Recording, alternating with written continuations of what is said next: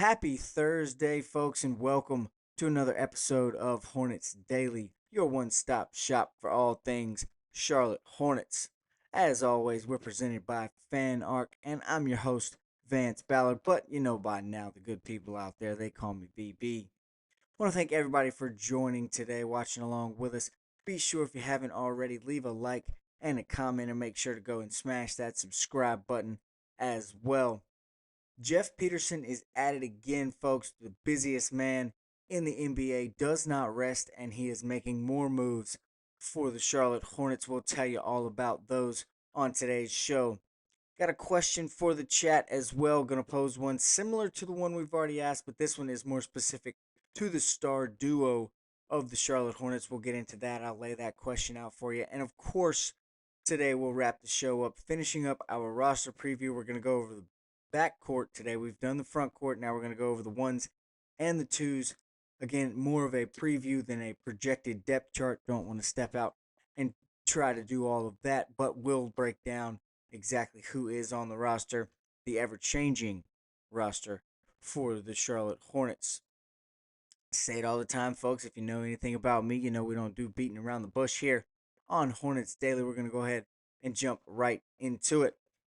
As we said, Jeff Peterson and company are back at it with their moves again. The Hornets decided yesterday to waive second year guard Damian Baugh. Baugh was on a two-way contract signed back in February with the Hornets, but his summer league performance just wasn't up to snuff. Didn't do it for the front office, and Baugh has been waived. Now, we thought potentially he had the chance to save that two-way contract to save himself to a spot here in Greensboro and Charlotte with an 18-point performance out in Las Vegas. But Peterson and company felt otherwise that wasn't enough to keep him around here in Charlotte. But that doesn't mean that the moves were done. It wasn't just a wave situation. Peterson was back at it again. Quickly, we learned that the move was made, releasing Bob was made just to create some space on the roster for former Kentucky Wildcat, another guard, Antonio Reeves, has now been signed to a two-way contract with the Hornets.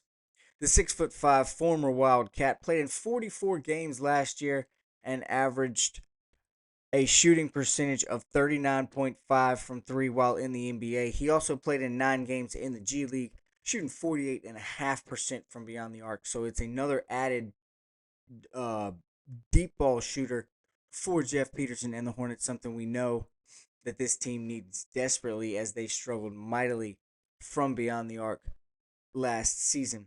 Now, this move, similar to the Drew Peterson one, not sure exactly what short term impact it's going to have on the NBA roster, as it is another guard added to this team. Reeves comes into what is already a very full guard room, but it is a long term plan for sure, as the development in Greensboro has been very productive so far, and it gives Reeves a chance to continue to develop the other parts of his game, as he isn't known for ball handling or his athletic ability, really. But this opportunity to stay down in Greensboro, learn from some of the guys in Charlotte as well, can provide Reeves with that chance to develop other parts of his game. Defensively, Antonio Reeves is known for his off-ball ability as well as his lateral quickness. Not necessarily touted as a great defender, but he's no slouch on that end either. He does have some traits that make him pretty good and pretty useful on that end of the floor. Again, he's definitely like a down the road type of guy, type of prospect, similar to Drew Peterson, someone who's got some time now to develop, as they won't be forced into the fire or thrown in to an NBA game. But if necessary, Reeves does have the experience, and he has shown that he is an NBA level talent when needed. Again, he can develop and add more depth to the already deep guard room over time. Again, just another move Jeff Peterson and company are making, as they do not rest, as we've mentioned, continuing to try and build out this roster for the long term, not just the short term, continuing to build that culture and make it known that they want to establish something for a long time here in Charlotte, not just a quick flash in the pan of success. It's something that's going to take an actual development process. And now we've seen other pieces here in Charlotte. The development process is working. Bringing in an Antonio Reeves type of guy is good for him, good for the Hornets, and could be very good for the long term if Reeves turns into an actual NBA level talent. Speaking of NBA level talent, so I told you in the beginning of the show, we're going to have a question for the chat this week. We like to do that here on Hornets Daily. This week's question is going to be specific to the two main stars on this Hornets roster. We're talking about Brandon Miller and LaMelo Ball. Now, I've asked recently on the show if you guys think the overall roster is an NBA ready roster, and most of you agreed that with the right people staying on the floor, this from the top to the bottom is an NBA playoff roster, especially in this depleted East. But the question again this week is going to be focused on Brandon Miller and LaMelo Ball. We know that both of them have played only 20 games together last year and just 19 together the year before that. So we've seen very limited time with those two on the actually on the floor together here in Charlotte. Now that it seems like the Hornets are doing all the necessary things to put better pieces around those two guys, to put some jump shooters on the floor with them, to put some ball handlers, to put some other playmakers around Brandon Miller and LaMelo Ball, the question for today is, what do you think this team's ultimate ceiling is with a healthy Brandon Miller, a healthy LaMelo Ball, and those two being able to play on the floor together? Again, we've got to take into account this year's Eastern Conference, but it's not just this year that I'm asking about. I want to know the overall ceiling long term for what you guys think the stars Brandon Miller and LaMelo Ball are capable of. Are they two guys who you actually can build a legitimate NBA contender around? What's your thoughts there? What's the ceiling for Brandon Miller and LaMelo Ball? Again, that's this week's question for the chat. We'll dive into that tomorrow if we get some good answers, and if not, we'll go into it again on Monday and flesh that out a little bit, talk about you guys' thoughts there. As always, thanks to everyone who participates down in the chat, in the comment section. Very much fun to continue to build this Hornets Daily family and then watch you guys interact down in the comment section. Have some good, healthy debates down there amongst yourselves as well. So we know that we have gone over the front court. We talked about that yesterday. Now we're going to move into the fun stuff here for today's show. We're going to talk about the backcourt, the ones and the twos, and the combinations, if you will.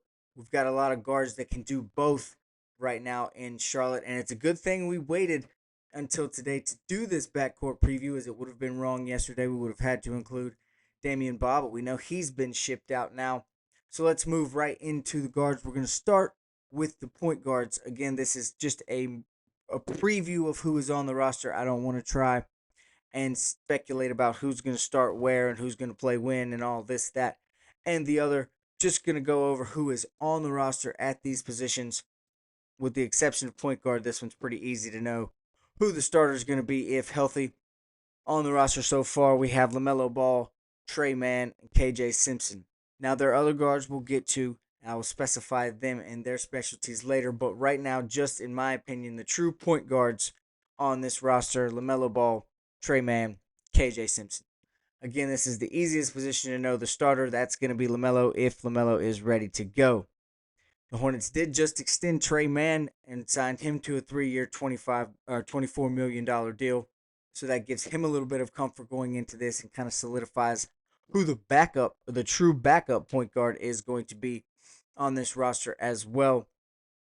We know that prior to his injury last year, back injury, Trey Mann was showing a lot of promise and more than capable ability to be an NBA six-man to come off the bench and play in that backup point guard role when LaMelo needs rest, or if LaMelo goes down. Let's hope that doesn't happen, but we do know that does linger around with his injury history. Trey Mann was well on his way to proving his ability as a backup, as a six man in the NBA prior to his own injury. So now, coming off that injury, can his development continue to trend in the right direction? Can he continue to take the next step to be a true six man or a true backup point guard in the NBA and provide even more important minutes for this Hornets roster going forward? KJ Simpson, KJ Simpson, KJ Simpson. You know I had to do it, folks. Can't talk about him without mentioning his name three times. He's also at this point guard position. He has shown a lot of promise out in Las Vegas during the summer. During the summer league, he's shown a lot of development in the practice gym during the summer as well. And I'm not the only person starting to notice this. I've noticed that KJ is getting some love from some other places around the internet. That is good to hear. But we're the first KJ Simpson podcast right here on Hornets Daily. We love KJ and want to see him continue to develop, as he now should have a chance to play even more minutes in the NBA after his display this summer. And we know he too can be capable of filling that backup role or that point guard position if injury or just rest in general is needed in front of him. KJ more than capable of coming in and providing some good minutes off the bench. We've seen him do it already last season, and he's only gotten better now. So those minutes should continue not only to go up, but to trend in the right direction in terms of productivity as well.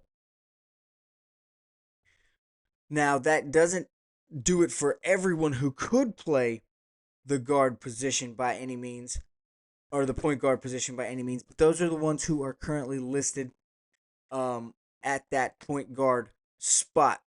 Now, shooting guard, that's a little different of a question here. We've got a little log jam in that room as well. This position, in terms of starter, it gets a little bit muddier as well. So, again, won't speculate onto who that's going to be. But the first person I'm going to mention at that two guard spot is Spencer Dinwiddie, mostly because he has the most ability to go up and play that point guard position if need be as well. We're still trying to fully understand exactly what Spencer's role is going to be, the new signing, as he was one of Jeff Peterson's acquisitions in the offseason as well. Added some much needed depth to the guard room that continued to get depth added after his addition around him as well. So it will be interesting to see exactly what role he's going to play. Spencer Dinwiddie is the most veteran guard in this room for sure, so he can kind of bring that voice to either position, whether it be the two or the one.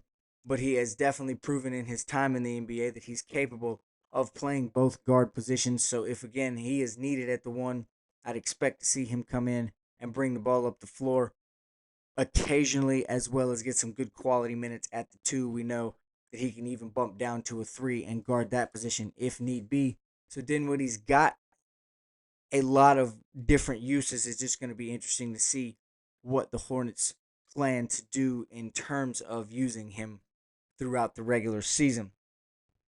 The rest of the two guards that are listed that we're talking about today here: Colin Sexton, Josh Green, Sion James. Now, as you all know, there are plenty of threes also listed on this roster: Liam McNeely, Con Knipple, Brandon Miller. They could all three bump up and more than likely will bump up at some point and get some minutes at the two. Brandon Miller could even start there right off the bat. Depends on which direction Charles Lee wants to go. It's also a possibility Con Knipple works his way into the starting two guard position. But we talked about those guys yesterday.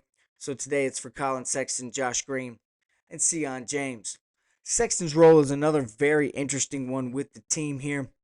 Is he going to be the starter? It started to pick up some steam, especially with Charles Lee laying out the plan for how LaMelo Ball and Colin Sexton could work together on the floor at the same time.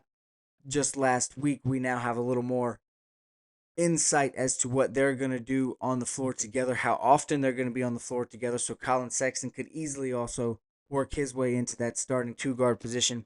Just going to be a matter of what direction the team wants to go there. And if he is on the floor, we know that he is a high octane scorer of the basketball. Just adds another one if it is LaMelo, Colin Sexton, Brandon Miller, and Miles Bridges. That's four really good scorers of the basketball on the offensive end of the floor for Charlotte as well. If that is the roster they decide to go, or when those four do play on the floor together, it's almost inevitable that they at least get some minutes uh, at the same time. Now, when LaMelo Ball, or Trey Mann need a rest, we also know, as we mentioned, Colin Sexton, a very capable point guard. We saw him do that some out in Utah last year as well. So he can bring the ball up, he can run the offense, he can facilitate as well as get his own shot and score when necessary. Colin Sexton going to play a big role in this Hornets backcourt going into the regular season. A very intriguing name, Sion James. A lot of questions still surrounding the 2025 second round pick. We know what he's capable of on the defensive end. Can that translate into a great on ball NBA defender? If so, that'll carve him out a nice little role in this roster early on. But with the depth at the position overall in the guard room, as well as some small forwards being able to play that position, it should allow for Sion to sit nicely and just kind of learn and pick up on the NBA style of game, find his own niche to get himself on the court, but do it in his own time. He's not going to be forced right onto the floor as soon as the season starts. He's going to have a chance to develop, which will be good for his game, to continue to work on his shot making as well as his playmaking ability that we know was part of the reason that he got drafted in the first place. James, a nice development prospect, but should be able to do so while getting NBA minutes at the same time. Again, we've talked about Con Knippel, Liam McNeely, Brandon Miller. They could all also get minutes at the two as well. The backcourt still has a lot of questions surrounding it, but they're not bad questions in terms of, oh no, who are we going to put here? Where are we going to find these minutes?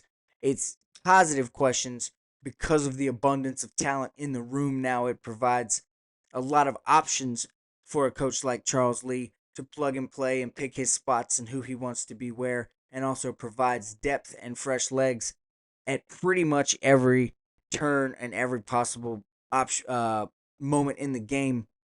Lee should be able to have some fresh guards on the floor if need be.